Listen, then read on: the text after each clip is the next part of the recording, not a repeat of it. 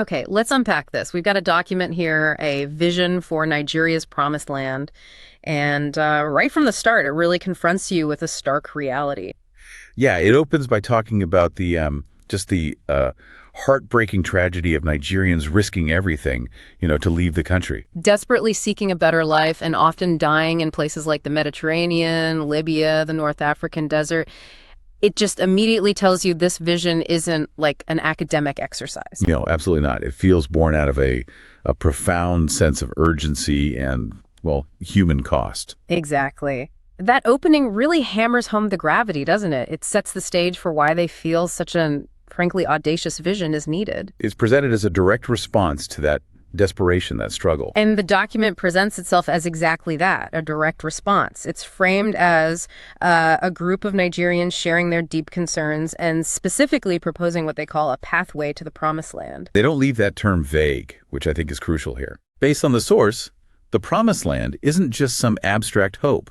It's defined as achieving a quality of life in Nigeria that is at par or better than that in the advanced world for every Nigerian in Nigeria. That's a very concrete and, wow, incredibly ambitious benchmark. It really is. It sets a monumental goal. So our deep dive today is dedicated to exploring this particular vision, the one presented in this document. We want to understand, how they diagnose Nigeria's problems, why they believe previous efforts haven't quite worked, and the specific pathway they're proposing to achieve this big goal. What can we really learn from their perspective on these challenges and, crucially, the solutions straight from the source? Yeah. Okay. So one of the fascinating places they start their diagnosis is not just with, say, external problems, but with what they see as a crisis of belief within the country. Right. The source notes that after, 64 years of different regimes and repeated dashed hopes, many Nigerians have simply lost faith that the problems are even solvable anymore. That feeling of hopelessness really comes through. And they use this powerful analogy from the Bible. Joshua and Caleb one. Yeah, comparing it to that story where only those two believed they could actually take the promised land. Everyone else felt too small, the challenge is too big, the enemy's too strong. And the source suggests many Nigerians feel that same sense of being overwhelmed, kind of defeated today. And that sense of being overwhelmed leads straight into their critique of, well, the common approach they observe. The source argues that while there's plenty of complaining about problems, and let's be honest, there's a significant lack of practical solutions being offered up. Yeah, their core contention here seems to be that, quote, visions and ideas are what saves nations, not criticisms and complaints. Which is a pretty bold statement. It is, and this critique leads them to ask a really interesting question. Who should be creating this vision anyway? They really challenge the conventional idea that it has to come from political leaders already in power. And they back this up with some, really potent historical examples. They point out that figures like Mahatma Gandhi, MLK Jr., Nelson Mandela, none of them were heads of state when they initiated massive change. Exactly. They weren't in office. And they dig even deeper, referencing the poor wise man from Ecclesiastes. Right, whose wisdom saved his city, but he wasn't remembered. Yeah, and they also highlight people like John Hupelt, who pushed the crucial lunar orbit rendezvous concept for Apollo, or Hjalmar Schacht, who devised the MEVO bill system for Germany's economy in the 30s.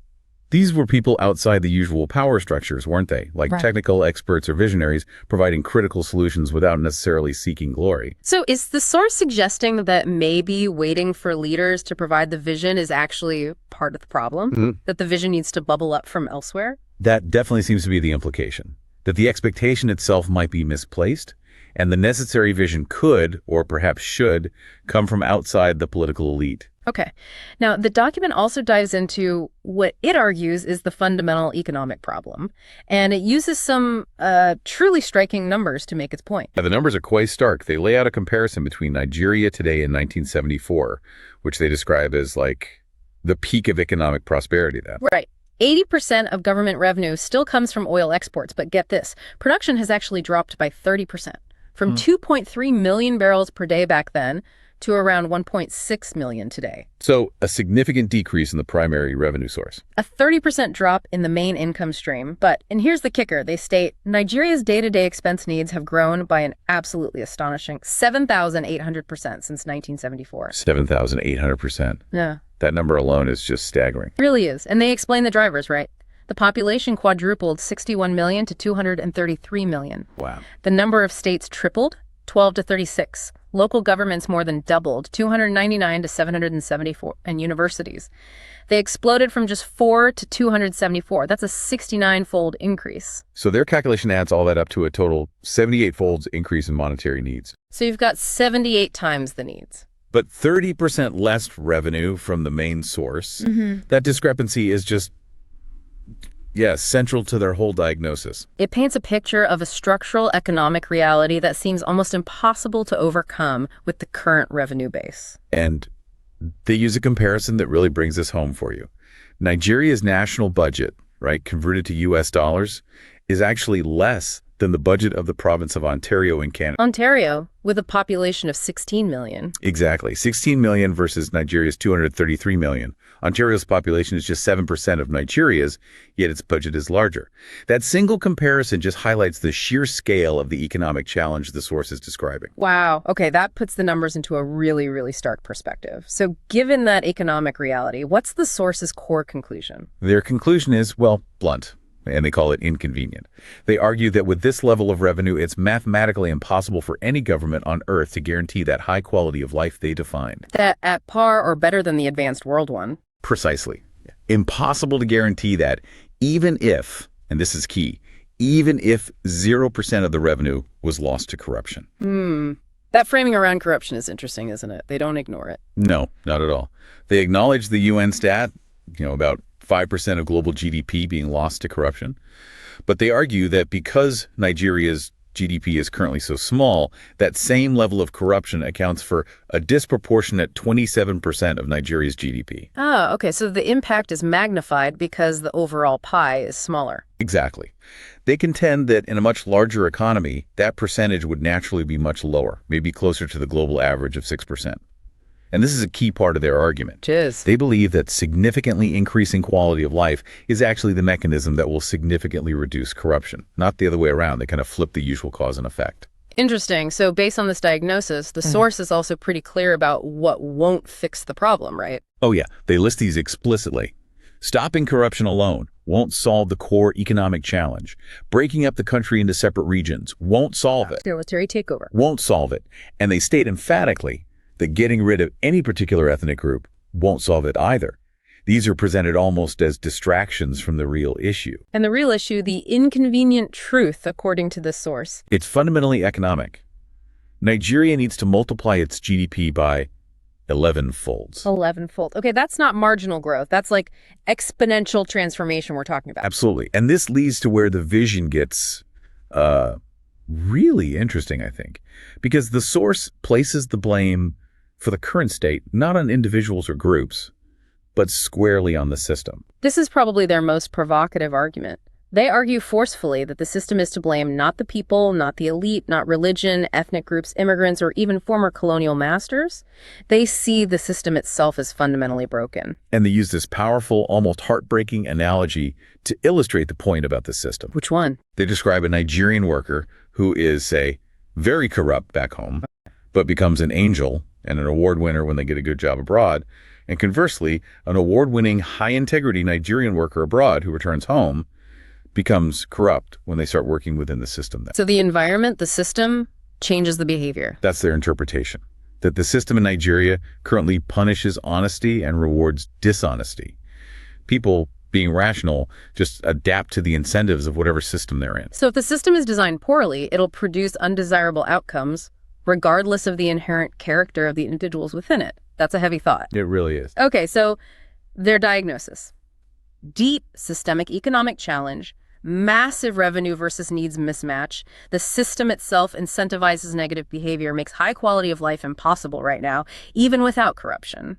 Wow. Yeah, it's a challenging picture. But having laid all that out, the source doesn't just stop there, right? They pivot to their proposed pathway, the solution they're offering.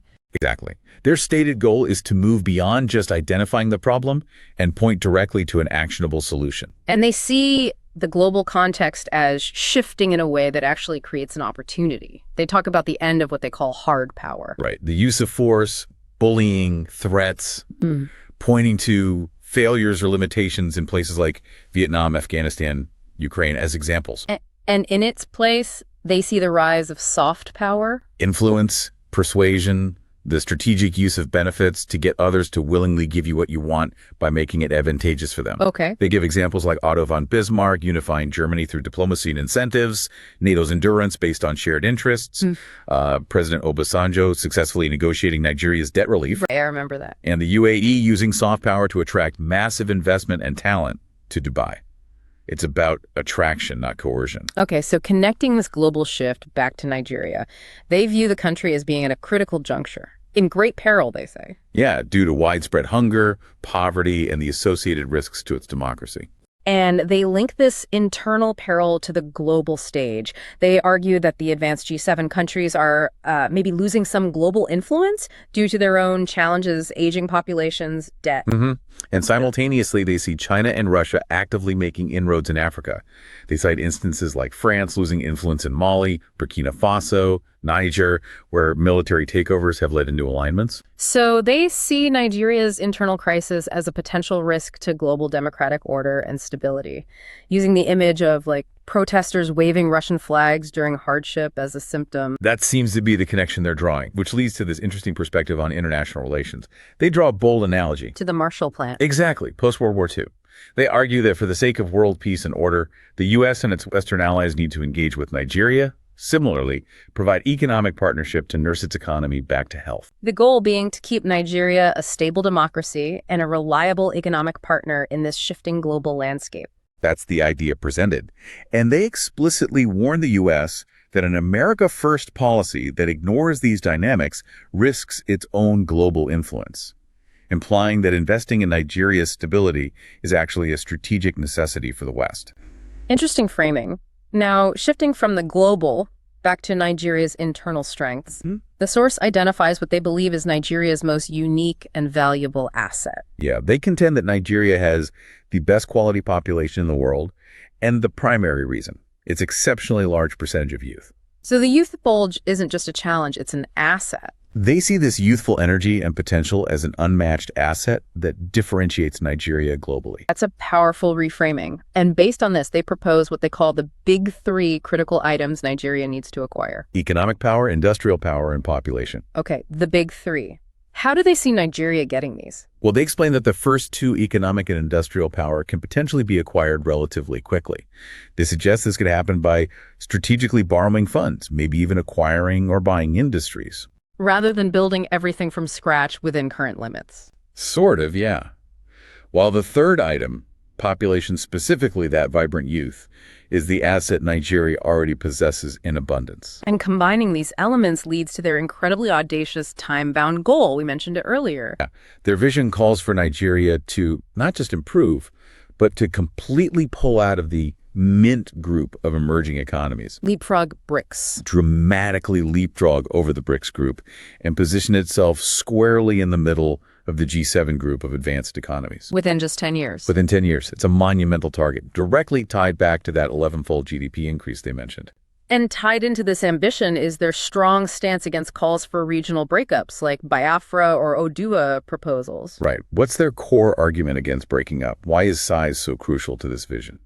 They contend that breaking up would fundamentally weaken Nigeria, pushing any resulting smaller nations to the absolute bottom globally, stripping them of size, influence, relevance. And they argue further that it would crush the hopes of Africans globally. Okay. Because in their view, Nigeria and South Africa are currently presented as the only African countries with any seat at the G7 BRICS Mint tables. So Nigeria's continued existence and success as a large unified entity is, in their view, tied to collective African aspirations. That's the argument they make. It sounds like they're really trying to offer a pathway that avoids the pitfalls and conflicts of past approaches. Yes, they position this vision as unique, partly because it aims to offer a roadmap that benefits everyone, both the masses and the leaders. How so? By providing a detailed plan, they aim to take the burden of creating such a complex vision off politicians, who are often busy with day-to-day governance. They also emphasize they don't see leaders as adversaries, but rather as being in the same boat as everyone else, needing a clear way forward. And they connect this national vision back to the individual Nigerian on a very personal level. They argue that even the most successful Nigerian abroad only gets, say, 1/3 of the potential respect they could have. Just from personal achievement. Right. The other 2/3, they say, comes from the exploits of your country and the collective reputation of your race. Ah, the collective prestige. Exactly. Their vision aims to provide that missing collective prestige, elevating every Nigerian globally, not just through individual success, but through the success and reputation of the nation itself. Which circles back powerfully to the source's concluding point, reinforcing why vision is so fundamental. Yeah, they end by stating, where there is no vision, people perish. They see vision as the ultimate driver. It provides meaning, gives people something vital to live and fight for beyond just survival. A lack of vision, they argue, leads directly to casting off restraint and can explain much of the turmoil we see globally. And they believe vision is the transformative force required to change systems, especially when those systems have reached their limits, their end of life, so to speak. Which brings us right back to their core argument. The system itself is the problem. This kind of powerful shared vision is what's needed to fix it. Precisely. Their vision is presented as the mechanism to repair that broken system, to create a new frontier that will fundamentally transform the people within it and make Nigeria mighty in its youth and powerful in its purpose. So, to bring together the key takeaways from this document, A Vision for Nigeria's Promised Land, it presents a compelling case that Nigeria faces this critical, fundamentally economic challenge. Driven by that massive revenue deficit relative to needs, requiring that almost unthinkable 11-fold GDP increase. And they argue the pathway isn't in blame or breakup, but in embracing a powerful collective vision led by the people, leveraging soft power. And focusing squarely on fixing the underlying system that they believe holds everyone back. So this deep dive has given you a direct look into that specific perspective, exploring the arguments, the numbers, the ambitious goals laid out right there in the source document itself. It provides you with a shortcut, really, to understanding this particular, very well-articulated viewpoint on Nigeria's complex challenges and its bold proposed solutions. And building on their central argument that the system is to blame, not the people, and that it's a vision that changes systems when they've reached their limit, it kind of leaves us with a question to consider, doesn't it? What systems in your own life, maybe your community, or even on a broader scale, might be holding people back, regardless of their individual efforts? And what kind of powerful vision, what new frontier might be needed to create transformative change in those systems?